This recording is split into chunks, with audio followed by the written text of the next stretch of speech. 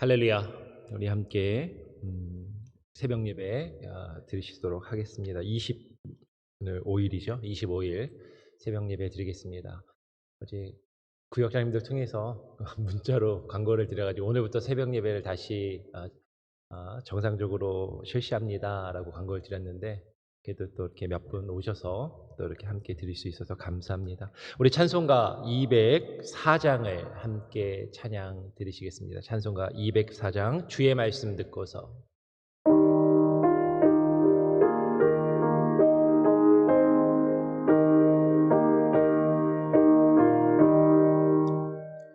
주의 말씀 듣고서 준행하는 자는 반석 위에 터닫고 집을 지음 같아. 비가 오고 물러며 바람 부딪혀도 반석 위에 세운 지 무너지지 않네. 잘 짓고 잘 짓세, 우리 집 잘 짓세. 만세 반석 위에도 우리 집 잘 짓세. 주의 말씀 듣고도 행치 않는 자는 모래 위에 터닫고 집을 지음 같아. 비가 오고 물러며 바람 부딪힐 때 모래 위에 세운 지 그게 무너지네. 잘 짓고 잘 짓세, 우리 집 잘 짓세. 만세 반석 위에도 우리 집 잘 짓세. 세상 모든 사람들 집을 짓는 자니 반석 위가 아니면 모래 위에 짓네.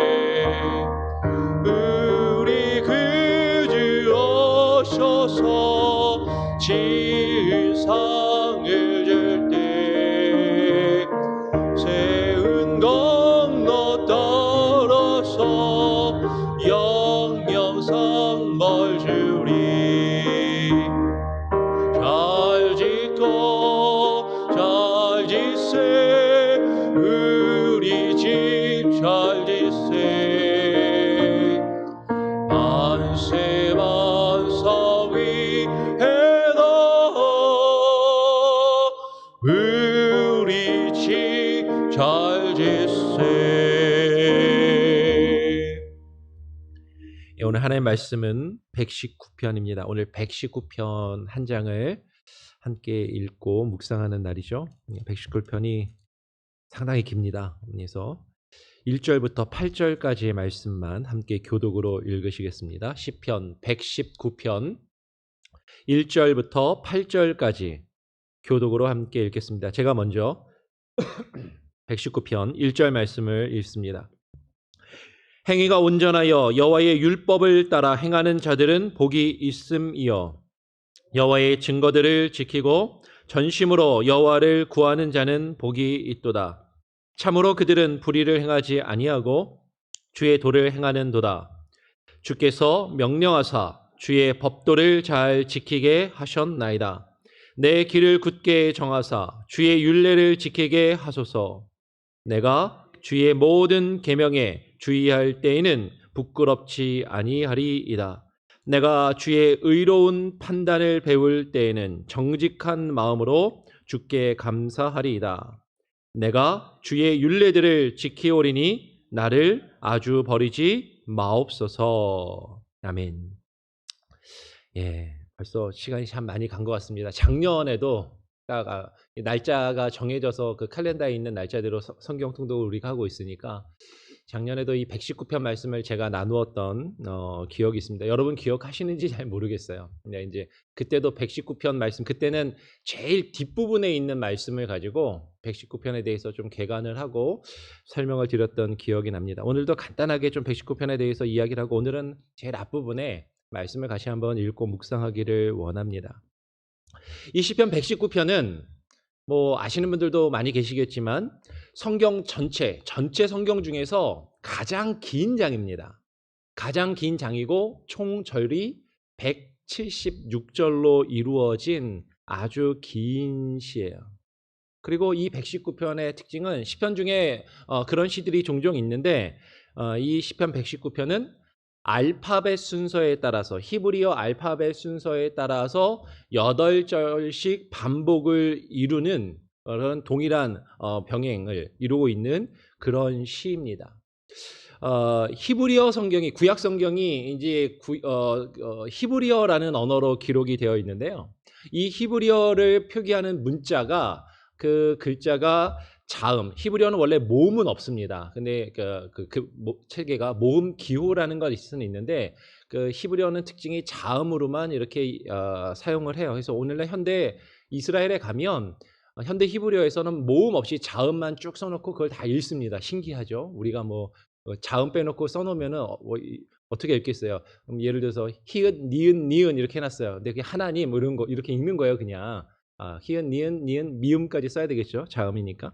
하여튼 뭐 이제 유대인들은 그 히브리어 사용하는 그 히브리어가 자음이 22개입니다. 이제 신학교에서 히브리어를 좀 공부하신 분들은 이제 히브리어 알파벳 중에 제일 끝에 있는 글자를 신하고 쉰하고 두 개를 나눠서 신, 타우 뭐 이렇게 해갖고 23개로 그렇게 배우고 23개의 문자로 알고 계신 분들도 간혹 계시는데, 이제 그거는 위에 모음 기호를 어떻게 찍느냐에 따라 신으로 읽느냐 쉰으로 읽느냐 그 차이지, 사실은 같은 하나의 자음이에요. 그래서 22개의 자음으로 히브리어는 이루어져 있습니다. 그래서 시편을 읽다 보면 이 자음 알파벳 순서대로 쓰여진 시들이 종종 있어요. 그래서 아마 대부분 시편 중에 22절로만 딱 되어 있는 시들이 있어요. 혹은 22의 배수로 되어 있는 시들은 이 알파벳 순서로 되어 있는 시일 가능성이 거의 대부분이다. 그렇게 이해를 하시면 좋을 것 같아요. 그러니까 지금 무슨 얘기냐면 시편 119편은 알파벳 순서에 따라서 처음 8절은요. 히브리어 알파벳 중에 알렙이라는 단어가 첫 번째 자음인데, 처음 1절부터 8절까지는 알렙으로 시작하는 단어입니다. 8개 절로 이루어져 있어요. 그러니까 쉽게 이야기하면 영어로 하면 A로 시작하는 단어로 시작하는 그 표현이 1절부터 8절까지 쭉 기록되어 있고, 그리고 9절부터 16절까지는 보면 8절이 끝나고 9절 앞에 동그라미가 있죠. 그리고 9절부터 16절까지 동그라미가 있고 8절씩 이렇게 끊어져 있는 것을 여러분이 성경에서 보실 수가 있을 거예요. 그래서 9절부터 16절까지는 히브리어 베이트라고 하는, 뭐 영어로 하면 B에 해당되는, 그러니까 9절부터 16절까지는 B로 시작하는 단어 이렇게 표현들이 쭉 시로 기록되어 있고, 17절부터 뭐 24절까지는 이제 김멜이라고 하는, 뭐 영어로는 뭐 음가는 G에 거의 가깝지만 뭐 우리 알파벳 영어는 C니까 뭐 A, B, C 그런 순서대로 이제 각 단어가 그 각 절이 시작하게끔 그렇게 기록되어 있는 것이죠. 우리말로는 번역된 성경에서는 그걸 도저히 발견할 수 없는, 어떻게 그거를 그렇게 번역을 하겠습니까? 근데 이제 그런 어떤 리듬, 두음이라든지 그런 운율을 맞춰서 이 시가 기록되어 있는 거예요. 근데 이 119편의 핵심 주제가 있습니다. 그 핵심 주제는 무엇이냐면 여호와의 율법, 주의 도, 주의 말씀에 대한 찬양인 것이죠. 그래서 여러분 119편을 쭉 읽어보면 아까 그래서 22개의 자음으로 되어 있으니까 2 곱하기 8하면 176입니다. 그래서 176절로 이루어져 있는 것이고 이 176절 거의 대부분이 여러분 오늘 집에서 다시 한번 쭉 천천히 119편을 묵상해 보시기 바랍니다. 119편의 대부분의 시에 주의 말씀에 대한 찬양, 주의 말씀에 대한 표현이 있어요. 말씀이란 표현 없는 것도 있는데요. 말씀 대신에 어떻게 표현되냐면 1절부터 8절까지만 보아도 여호와의 율법, 여호와의 증거들, 주의 도, 주의 법도, 주의 율례, 주의 모든 계명 이런 식으로 하나님의 말씀에 대하여 다르게 표현하고 있지만 하나님의 말씀과 계명과 율례와 법도에 대한 그 찬양, 그 노래를 쭉 176절에 걸쳐서 그것도 다 알파벳 순서에 따라서 A, B, C, D 이렇게 그 순서를 바꿔가며 그렇게 노래하고 있는 것이죠. 그만큼 119편은 하나님의 말씀을 강조하고 하나님의 말씀을 지금 높이고 하나님의 말씀을 찬양하는 그런 시가 119편입니다. 얼마나 아름다운 문구들로 한 절 한 절 하나님의 말씀이 이래서 하나님의 말씀을 높이고 이래서 하나님의 말씀에 감사하고 이래서 하나님의 말씀을 찬양합니다라고 하는 절들이 매 절마다 그렇게 기록되고 있는 거예요. 얼마나 이렇게 풍성하게 하나님의 말씀에 대하여 감격하고 표현하고 찬양하고 있는지 읽으면 읽을수록 그냥 읽는 것 자체로만 해도 은혜가 되는 것이죠. 그래서 사실 119편은 좀 기니까 설교하지 않고 그냥 쭉 읽어도 사실 그 안에서 은혜가 될 수 있을 줄 믿습니다. 그럼에도 불구하고 오늘 앞부분을 가지고 조금 말씀을 나누는데요. 하나님의 말씀에 대하여 이 119편이 강조하고 있으니까 하나님의 말씀을 강조하는 예화를 하나 좀 소개를 해드리려고 합니다. 제가 시간 관계 때문에 시간이 충분하면 뭐 예화도 조금씩 쓰고 뭐 조금씩 재미있는 이야기도 하고 하면 좋을 텐데 말재주가 없어갖고 그 짧은 시간에 그걸 다 할 수가 없어요. 그래갖고 잘 하지 않는 편이지만 오늘은 짧은 예화를 하나 좀 소개시켜 드리길 원해요. 제가 좋아하는 설교자 중에 노진준 목사님이라고 계십니다. 이 노진준 목사님 설교를 제가 좀 힘들 때, 좀 제가 지칠 때 가끔 듣는데요. 참 위로가 되고 도전이 되는 그런 설교자 중에 한 분이세요. 근데 이 노진준 목사님 설교 가운데 이분이 여러 번 사용한 예화가 하나가 있습니다. 어떻게 들으면 참 싱겁고 뭐 이런 예화가 있나 싶은데 참 곱씹어 보면 참 이게 우리로 하여금 생각하게 하는 한 예화를 소개를 해드릴게요. 어떤 사람이 외롭게 살고 있는 사람이 있었습니다. 이 사람이 너무 외롭게 사니까 집에 애완동물을 하나 키워야 되겠다. 그래서 애완동물 중에서 그래도 대화가 가능하게 말하는 앵무새를 하나 사가지고 그 앵무새를 키우면서 그 앵무새와 말을 하면서 자신의 외로움을 달래야 되겠다고 생각을 했습니다. 그래서 애완동물 샵에 가서 이제 그 주인에게 말하는 앵무새를 제가 사기 원합니다. 꼭 이 앵무새는 말을 할 수 있어야 됩니다. 그리고 말을 잘하는 그런 앵무새를 주십시오. 그렇습니까? 그리고 앵무새를 파는데 이 앵무새는 팔면서 주인이 얘기하는 거죠. 앵무새가 처음부터 이야기를 잘하지 않습니다. 이 앵무새가 말을 하게 하려면 주인이 훈련을 잘 시켜야 되고 그리고 주인의 말하는 걸 잘 따라하니까 주인하고 이렇게 교감도 형성하고 앵무새가 편안한 환경이 되게끔 잘 만들어 주십시오라고 하면서 앵무새를 팔았어요. 그래서 그 앵무새를 사갖고 와서 집에 왔는데 아무리 이제 말을 시키고 말을 가르치려고 해도 말을 하지 않는 거예요. 그래갖고 이제 그 샵에 쫓아갔습니다. 아니, 내가 말하는 앵무새를 나한테 꼭 팔아달라고 했는데 이 앵무새는 도저히 말을 하지 않습니다.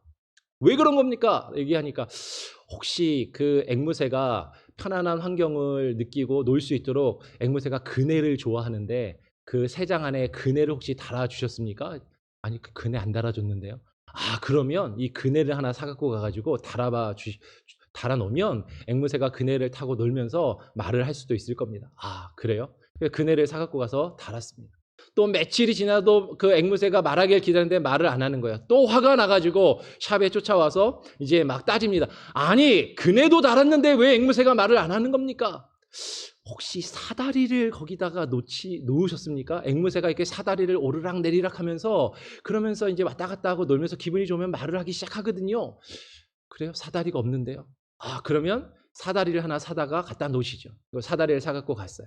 또 며칠이 지났는데도 말을 안 하는 거예요. 또 와서 따집니다. 아니, 그네도 사가고 사다리로도 사갔는데 앵무새가 말을 하지 않습니다. 어떻게 하면 말을 할 수 있게 말을 하겠습니까? 그랬더니 아 그래요? 혹시 새장 주변에 이렇게 거울이나 반짝반짝하는 거 이런 것들을 좀 달아놨습니까? 앵무새가 그런 걸 좋아하거든요. 반짝반짝하고 거울에 비친 자기 모습을 보면 노래하고 말을 할 수도 있습니다. 거울 이거 괜찮은데 하나 가져가시죠. 그 거울을 또 사갖고 와서 달았습니다. 그리고 며칠 있다가 그 사람이 또 샵을 찾아갑니다. 그때 샵 주인이 또 머리를 긁적긁적하면서 얘기하는 거예요. 아직도 앵무새가 말을 하지 않던가요? 그랬더니 주인이 이야기하는 것이죠. 아니요. 한마디 말을 했습니다. 근데 한마디 말을 하고 죽어버렸습니다. 라고 이야기하는 거예요. 그래요? 앵무새가 뭐라고 한마디 말을 하던가요?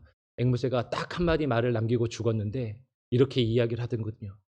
그 샵에는 제가 먹을 것은 팔지 않던가요? 라고 하고 죽었다고 합니다. 그러면 앵무새가 말을 하게 해야 되는데 앵무새에게 먹을 것은 주지 않고 다른 것들만 잔뜩 갖다가 놓고 앵무새가 말하게끔 하려고 노력하는 어리석은 모습이 있는 거예요. 어쩌면 우리는 우리의 신앙생활 가운데 우리가 교회 생활을 하고 교회를 이루고 우리가 어떤 공동체의 삶을 살아가는 데 있어서 교회가 부흥하는 데 있어서 정말로 중요한 것이 무엇인가 우리는 이것저것 많은 것들을 도입하고 프로그램을 만들고 적용하고 이런 것들을 사용해보고 이런 일들을 해보고 그러면 교회가 부흥할 것이다. 그러면 교회가 성장할 것이다. 그러면 믿음이 자랄 것이다 라고 이야기를 하는데 정말로 중요한 하나님의 말씀은 먹이지 않는 거예요.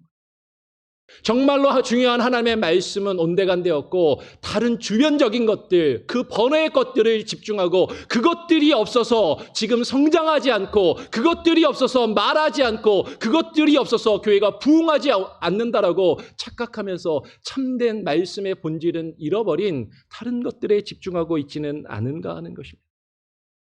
오늘 119편은 여호와 하나님의 말씀을 계속해서 강조합니다. 하나님의 말씀을 강조하는 것은 아무리 강조해도 지나침이 없다라는 것이죠. 하나님의 말씀이 없다면 그 말씀이 없는 영혼은 죽을 수밖에 없는 것이에요. 아무리 좋은 것들을, 아무리 화려한 것들을 가져다 놓는다 할지라도 하나님의 말씀이 바르게 증거되고 선포되지 않는다면 그 교회는 죽을 수밖에 없는 것입니다. 오늘 119편의 주제는 무엇입니까? 우리 다 같이 한번 1절 말씀을 같이 한번 읽어보겠습니다. 119편 1절입니다. 시작. 행위가 온전하여 여호와의 율법을 따라 행하는 자들은 복이 있음이여. 여러분 2주 전에 새벽 설교를 통해서 시편 26편 말씀에서 다윗이 자신의 완전함에 행하였다라고 다윗이 노래한 것을 우리가 살펴보았습니다. 그때 다윗이 완전하게 행하였다라는 것이 다윗 스스로가 온전하고 완전해서 어떤 실수도 잘못도 하지 않음을 자기 스스로 자랑하는 그런 노래를 지은 것이 아니라 그것은 하나님의 말씀의 온전함, 그 하나님의 말씀의 완전함을 따라 자신이 행하였음을 우리가 나누고 살펴보았어요. 역시 여기서도 행위가 온전하다라는 것은요, 오늘 뒤에서도 기록하고 있는 것처럼 여호와의 율법을 따라 행하는 것, 하나님의 말씀을 따라 행하는 것, 그것이 바로 행위가 온전함을 지금 고백하고 있다라는 것이죠. 그리고 이어서 2절 말씀은 여호와의 증거들을 지키고 전심으로 여호와를 구하는 자는 복이 있도다라고 이야기합니다. 시편 119편에서 여호와의 증거들 혹은 주의 증거들이라는 표현이 제가 쭉 한번 보니까 21번이나 반복됩니다. 이 여호와의 증거들 혹은 주의 증거들은요, 지금 계속해서 반복되는 그 구조 속에서 여호와의 율법, 주의 도, 주의 법도, 주의 율례와 주의 계명, 주의 말씀과 사실 대등하게 지금 하나님의 말씀을 가리키는 표현으로 읽어야 하는 것이지요. 그 하나님의 말씀에 대하여 계속해서 강조를 합니다. 우리 한 번 더 3절 말씀 같이 한번 읽어보겠습니다. 3절입니다. 시작. 참으로 그들은 불의를 행하지 아니하고 주의 도를 행하는도다. 참으로 그들은, 그러면 그들이 누굽니까? 바로 앞에 2절 말씀에서 전심으로 여호와를 구하는 자들. 전심으로 여호와를 구하는 자들은 불의를 행하지 않고 무엇을 한다고요? 주의 도를 행하는도다. 그러면 우리가 교회를 다니고 하나님을 믿는 사람이라면 누구나 자신이 여호와를 찾고 하나님을 구한다라고 생각하고 그런 믿음과 신앙을 가지고 살아갑니다. 아까 앵무새의 예화에서 말씀드린 것처럼 우리가 하나님을 찾고 하나님을 구한다고 하면서도 우리는 자꾸 다른 것들에 집중할 때가 많아요. 하나님의 말씀이 아니라 다른 것에 집중하고 다른 것들을 통하여 하나님을 찾고 다른 것들을 통하여 하나님을 만나고 다른 것들을 통하여 내가 은혜 받고 내가 감격하고 내가 감동을 얻고 내가 위로를 받는 것, 그것이 믿음이고 신앙이고 그것이 체험이라고 생각하는 것입니다. 근데 하나님의 말씀이 없으면 그것은 아무것도 아니라는 것이죠. 전심으로 여호와를 구하는 자들은 참으로 여호와의 율법과 주의 도를 찾고 구하며 그 말씀대로 행하는 자들이라는 것이에요. 오늘 이어서 시인은 4절에서 주께서 명령하사 주의 법도를 잘 지키게 하셨나이다 라고 그렇게 말합니다. 주의 법도를 잘 지켰다라고 지금 시인이 스스로 말하고 있는 것인가? 이게 다윗이 자신의 온전함에 행하였다라는 것처럼 이 말도 사실 좀 오해하기 쉬운 말인 거예요. 우리말로 보면 주께서 명령하사 주의 법도를 잘 지키게 하셨나이다. 제가 주의 법도를 잘 지켰습니다라고 스스로 자랑하고 있는 것인가? 아니요. 근데 이 말씀을 원어를 보니까 그런 표현이 아니에요. 이 말씀은 하나님께서 내게 명령하시기를 뭐라고 명령하셨냐면 주의 법도를 잘 지키라. 주의 법도를 잘 지켜야만 한다라고 명령하셨다라는 겁니다. 여러분 영어 성경만 봐도 이거는 분명하게 드러나는 거예요. 영어 성경 중에 ESV라는 성경이 있습니다. ESV 성경을 보면 뭐라고 번역해놨습니까? You have commanded your precept to be kept diligently. 하나님의 당신의 계명을, 당신의 프리셉트를, 당신의 그 계명과 법도를 내가 잘 지키도록 to be kept diligently. 주의 말씀을 온전히 잘 지키도록 명령하셨습니다라는 것이에요. 오늘 119편에서 보면 시인은 분명히 이렇게 고백합니다. 119편 67절을 한번 볼까요? 찾으신 분들은 같이 한번 읽어보겠습니다. 119편 67절 함께 읽어볼까요? 시작. 고난당하기 전에는 내가 그릇 행하였더니 이제는 주의 말씀을 지키나이다. 그러면 시인은 자신이 이전에 하나님의 말씀을 지금까지 잘 지켜왔습니다라고 스스로 자랑하고 있는 게 아닙니다. 내가 하나님의 말씀을 온전히 잘 지켰으니까 하나님 저에게 복 주십시오라고 그렇게 이야기하는 것이 아니에요. 자신이 고난당하기 전에는 자신이 하나님의 말씀을 어기고 하나님의 말씀을 거역하며 하나님 앞에 징계와 고난을 받고 내가 역경과 힘든 상황에 있기 전에는 나도 그릇 행하여 내 소견에 옳은 대로 내가 원하는 대로 잘못된 길을 행하였습니다. 그러나 하나님의 말씀을 듣고 그 고난 중에 하나님 앞에 무릎 꿇고 주께 부르짖으며 주의 말씀을 듣고 주의 말씀을 깨달은 이후에는 이제는 주의 말씀을 지키나이다라고 그렇게 고백하고 있는 것이죠. 우리는 때로 그릇 행하여 고난을 당하기도 합니다. 하나님의 말씀에서 어긋나서 딴 길로 가다가 하나님의 징계하심과 경책을 당하기도 해요. 그때 하나님은 우리에게 기회를 주시는 거죠. 하나님의 말씀을 우리에게 들려주십니다. 그런데 우리가 그 말씀을 듣고 그 말씀에 반응하는가 반응하지 않는가 하는 것이에요. 하나님의 말씀을 듣고 그 말씀을 깨닫고 우리는 주의 말씀을 이제는 지켜야만 한다라는 것입니다. 그런데 오늘 시인은 5절에서 뭐라고 이야기합니까? 내 길을 굳게 정하사 주의 율례를 지키게 하소서라고 말하고 있는 것에 주목해야만 하는 것이지요. 즉 시인은요, 자신이 스스로 주의 율례와 주의 법도를 지킬 능력이 없음을 고백하고 있는 것입니다. 하나님이 지키도록 힘을 주셔야 한다는 것이죠. 하나님이 능력을 주셔야만 그 말씀을 지킬 수 있다는 것입니다. 마찬가지로 우리는 스스로의 힘으로 주의 율례를 지킬 수 없고 하나님이 주시는 힘과 하나님이 주시는 능력으로 성령의 인도하심과 성령의 능력으로만 하나님의 말씀을 깨닫고 그 말씀에 반응하고 그 말씀대로 행하며 살아갈 수 있다는 것이에요. 하나님 저에게 그런 능력을 주시고 저의 길을 굳게 하여 주시옵소서. 하나님의 나의 뜻을 정하여 주시고 하나님의 말씀 가운데 세워 주시옵소서. 그렇게 기도하며 찬양하고 있는 것입니다. 그것을 위해서 우리에게 요구되는 것이 무엇입니까? 오늘 6절 말씀에 내가 주의 모든 계명에 주의할 때에는 부끄럽지 아니하리이다. 우리가 주의 율례를 지키기 위해서는요, 오늘 말씀 6절에서 이야기하는 것처럼 반드시 주의 모든 계명에 주의해야 하는 것이에요. 여러분 여기서 주의한다는 것은요, 집중하여 본다라는 것입니다. 집중하여 살펴본다라는 것이에요. 우리가 하나님의 말씀을 읽어야 합니다. 우리가 하나님의 말씀을 들어야 합니다. 하나님의 말씀에 주목해야 하는 것이죠. 근데 우리는 하나님의 말씀에 주목하지 않고 다른 것들에 자꾸 집중한다라는 거예요. 우리 눈에 보이는 것들, 우리 눈에 화려해 보이는 것들, 우리 눈에 그럴듯해 보이는 것들, 그것이 있으면 우리 교회가 잘 될 것 같고 나의 삶과 신앙이 잘 될 것 같은 것들, 그것들만 있으면 교회가 잘 될 거라고 생각하는 거죠.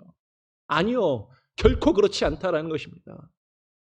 하나님의 말씀이 없으면, 하나님의 말씀이 바르게 증거되지 않으면 우리는 부끄러움을 당할 수밖에 없다라는 것이에요. 따라서 7절 말씀에 뭐라고 이야기합니까? 내가 주의 의로운 판단을 배울 때에는 정직한 마음으로 주께 감사하리이다 라고 이야기해요. 우리가 주의 모든 계명에 주의한다는 것이 무엇입니까? 주의 의로운 말씀을 배우는 것에서 시작하는 거예요. 하나님의 말씀을 듣고 하나님의 말씀을 읽고 하나님의 말씀을 묵상하고 하나님의 말씀을 배우고 하나님의 말씀을 가르치고 그 말씀을 풍성히 나누고 말씀의 교제 가운데 우리가 하나님의 말씀에 집중하고 하나님의 말씀에 주의할 수 있는 것이죠. 하나님의 말씀에 주목할 수 있는 것이죠. 그런데 말씀을 듣지 않고 교회만 왔다 갔다 하면, 교회에서 열심히 봉사만 하면, 직분을 맡아서 열심히 일하고 충성하면 그것이 나의 신앙의 유익이라고 생각한다면 절대로 그렇지 않다라는 것입니다. 주의 말씀을 배울 때 우리가 하나님 앞에 정직한 마음으로 주께 감사할 수 있습니다. 그런데 우리가 주의 말씀을 배우지 않으면 우리는 스스로를 속이게 되는 거예요. 우리는 무엇이 옳고 무엇이 그른지를 분별할 수 없습니다. 나 자신이 나 자신을 속이고 나 자신이 다른 사람을 속이고 그것이 옳은 것이라고 생각하면서 그것을 다른 사람에게 주장하고 요구하며 그것이 신앙생활하는 것이라고 그렇게 요구하고 이야기할 때가 너무나도 많다라는 것이에요. 주의 의로운 말씀을 배우지 않으면 우리는 결코 어떠한 것도 행할 수 없습니다.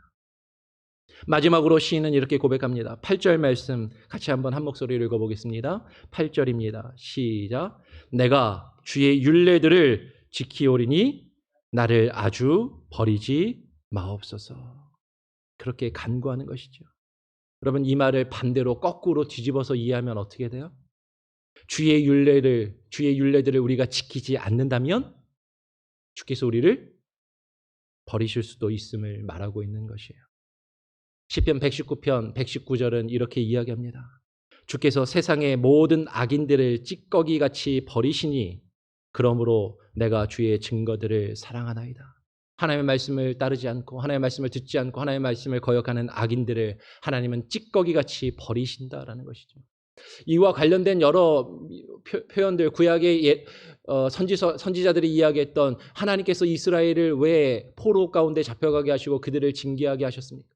선지자들이 계속해서 선포하는 거예요. 그들이 주의 말씀을 버렸기 때문에, 그들이 주의 율례와 법도를 저버렸기 때문에 하나님께서도 그들을 저버리셨다라고 성경은 계속해서 우리에게 증거하는 것입니다.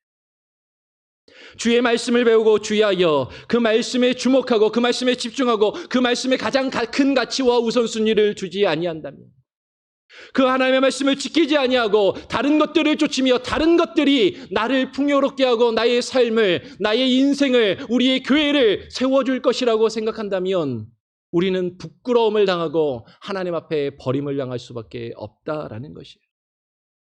오늘 시편 119편이 우리가 1절부터 8절까지 읽었지만 그 뒤에 모든 말씀을 쭉 읽어보십시오. 그러한 내용으로 가득 차 있는 거예요. 하나님의 말씀, 주의 법도와 율례와 계명을 계속해서 반복하는 것입니다. 매 절마다. 아무리 강조해도 지나침이 없는데 우리는 하나님의 말씀이 중요하다라고 말은 하면서, 하나님의 말씀이 중요하다라고 우리는 이야기는 하지만 그 말씀에 참된 우선순위와 가치를 두지 않을 때가 너무 많다라는 것이죠. 말씀은 기본이고 다른 게 돼야, 다른 게 있어야 그래도 교회가 되지. 그럴 수도 있습니다. 그것이 도움이 되지 않는다라는 것이 아닙니다. 도움이 되겠죠. 근데 말씀이 없이 그런 것들만 있으면 결코 아무것도 하나님의 일을 이룰 수가 없습니다. 우리는 하나님 앞에 부끄러움을 당하고 하나님 앞에 내어 버림을 당할 수밖에 없다라는 것이에요.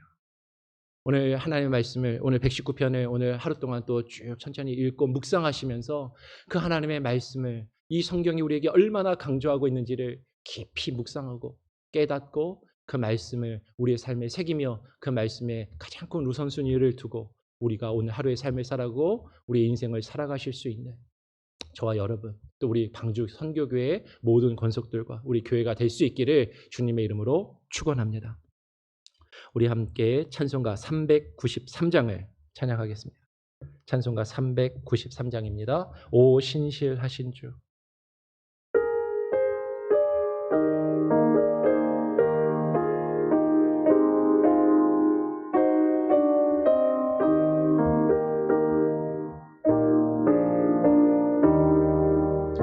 오 신실하신 주 내 아버지여 늘 함께 계시니 두려움 없네. 그 사랑 변찮고 날 지키시며 어제나 한결같네. 오 신실하신 주, 오 신실하신 주, 날마다 자비를 베푸시며 일용할 모든 것 내려주시니 오 신실하신 주 나의 구주. 봄철과 또 여름 가을과 겨울 해와 달 별들도 나 주의 것 만물이 주 영광 드러내도다. 신실한 주 사랑 나타내네. 오 신실하신 주, 오 신실하신 주, 날마다 자비를 베푸시며 일용할 모든 것 내려주시니 오 신실하신 주 나의 구주. 내 죄를 사하여 안위하시고 주 친히 오셔서 인도하네. 오늘의 힘들고 내일의 소망 주만이 만복을 내리시네. 오 신실하신 주, 오 신실하신 주, 날마다 자비를 베푸시며 일용할 모든 것 내려주시니 오 신실하신 주 나의 구주. 오늘 함께 나눈 말씀을 기억하시면서 함께 기도하기를 원합니다. 오늘 기도 제목은요, 말씀처럼 하나님의 말씀에 가장 큰 우선순위를 두고 그 말씀을 강조하며 주 여호와의 율법을 따라 행하는 자들이 되게 하여 주시옵소서. 말씀을 저버리고 우리 눈에 그럴듯해 보이고 괜찮아 보이고 그것이 효과적이라고 생각하며 그것이 정말로 좋아 보이는 그런 화려한 것들을 추구하며 나갈 때 우리의 영혼은 죽을 수밖에 없습니다. 하나님의 말씀을 저버리고 다른 것들에 집중하며 다른 것들을 바라보며 그것들을 추구한다면 우리의 영혼과 우리의 교회는 죽어갈 수밖에 없습니다.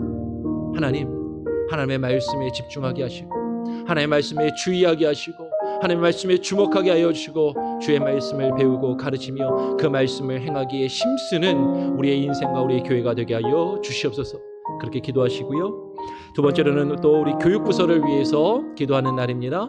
우리 어린 자녀들에게 하나님의 말씀을 강조하고 하나님의 말씀을 가르치고 또 가르치며 그 말씀을 행하는 우리 부모들이 몸에 본을 보이고 우리 교사 선생님들이 본을 보이고 우리 교회 어른들이 본을 보이며 정말로 우리 자녀들을 말씀으로 양육하며 그 말씀에 우리 교육부서가 우리 자녀들이 우리 자녀 세대들이 바로 서가는 귀한 은혜가 있게 하여 주시옵소서. 교육부서를 위해서 기도해 주시고요. 그리고 어른들은 이제 우리 구역장님들을 통해서 광고가 전달된 것으로 이해를 하는데 7월 첫째 주부터 교회를 제한적으로 오픈을 하지만 우리 어린아이들과 교육부서는 아직까지 그것이 조금 시간이 좀 더 필요한 것으로 여겨지고 판단이 돼서 교육부서는 조금 어려울 것 같습니다. 근데 아이들이 계속해서 모이지 않고 또 집에서만 생활하다 보면 그들의 믿음과 신앙이 나태하고 게을러지기 쉬운데 하나님 우리 자녀들의 믿음이 바로 설 수 있게 하여 주시옵소서. 이 코로나 위기 가운데 우리 자녀들의 신앙과 영적인 상황을 위하여 우리 부모들이 기도하며 더욱더 가정에서 그 교육에 힘쓸 수 있는 귀한 은혜가 있을 수 있게 해달라고 여러분 기도해 주시기를 부탁드립니다. 그리고요 계속 말씀드렸던 것처럼 김영성 권사님 어머님의 장례식이 오늘 있습니다. 새벽 예배 끝나고요 오늘 우리 교회에서는 5명만 저하고 서 목사님, 최 목사님, 교육자 3명을 포함해서 5명만 가서 장례 예배 참석을 하게 됩니다. 여러분 함께하지 못하는 아쉬움이 있지만 여러분 기도해 주시고 김영성 권사님과 그 유가족들을 위해서 기도해 주시기를 부탁드립니다. 계속해서 담임 목사님 청빙과 또 교육부서 교육자 청빙을 위해서 기도해 주시고요. 여러분 개인 기도의 제목을 놓고도 간절히 계속해서 기도하시기를 바랍니다. 제가 한번 기도하고요. 마치고 여러분 또 자유롭게 기도하시고 가시겠습니다. 하나님 아버지 감사합니다. 오늘 이 아침에 우리를 불러주시고 하나님 앞에 나와 시편 119편의 말씀을 통하여 주의 말씀을 읽고 묵상하며 하나님의 말씀이 얼마나 중요한지 하나님의 말씀을 아무리 강조해도 얼마나 지나침이 없는지를 하나님 우리가 깨닫게 하시고 느끼게 하시고 우리가 입으로만 하나님의 말씀이 중요하다고 말하며 강조하는 것이 아니라 정말로 그 하나님의 말씀을 듣고 배우며 가르치며 그 말씀을 깨달아 그 말씀을 우리의 마음 가운데 새기고 그 말씀을 지켜 행하며 살아갈 수 있는 우리의 인생과 우리의 삶 하나님 우리 교회가 되게 하여 주시옵소서. 하나님 우리 교육부서 가운데 우리 자녀들에게 하나님의 말씀을 바르게 가르치고 증거하게 하시고 하나님 이 일을 맡아 하나님 열심히 기도하며 사역하는 선생님들과 하나님 교육자들과 무엇보다도 이 코로나 상황 가운데 가정에서 부모들이 자녀들에게 하나님의 말씀을 바르게 가르치며 자녀들에게 말씀과 믿음의 본을 보이며 하나님의 자녀들을 믿음 안에서 양육하며 키울 수 있는 귀한 은혜를 허락하여 주시옵소서. 하나님 우리 교회 가운데 하나님 또 상중에 당하여 있는 우리 권사님이 있습니다. 그 유가족을 위로하여 주시고 그 장례 예배 일정 가운데 하나님께서 함께하여 주시고 하나님께서 큰 은혜 가운데 하나님 어머니를 사랑하는 어머니를 떠나보내며 오직 하나님 부활의 소망을 품고 또 그 슬픔을 이겨낼 수 있는 귀한 은혜를 허락하여 주시옵소서. 우리 교회가 하나님 계속해서 진행 중에 있는 담임 목사 청빙 과정 가운데도 하나님께서 끝까지 함께하여 주시고 하나님께서 그 과정마다 순서마다 하나님의 주권과 하나님의 인도하심만이 있게 하여 주시고 하나님의 뜻을 바르게 깨닫고 하나님의 뜻을 묻고 하나님 앞에 무릎 꿇으며 하나님의 주의 그 일들을 이루어갈 수 있게 하여 주시옵소서.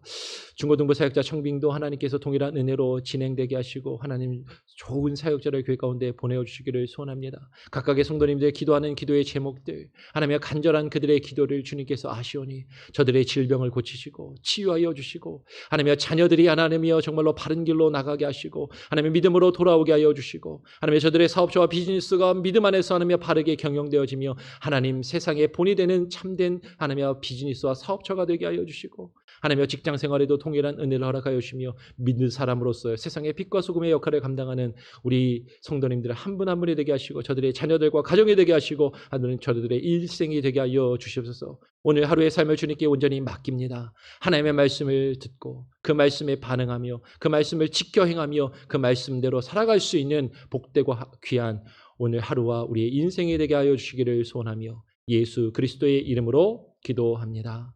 아멘. 예, 예배를 마쳤습니다. 자유롭게 또 기도하시고요. 그리고 돌아가시고 또 여러분 집에서도 또 이렇게 기도하시기를 바랍니다. 또 내일 뵙겠습니다.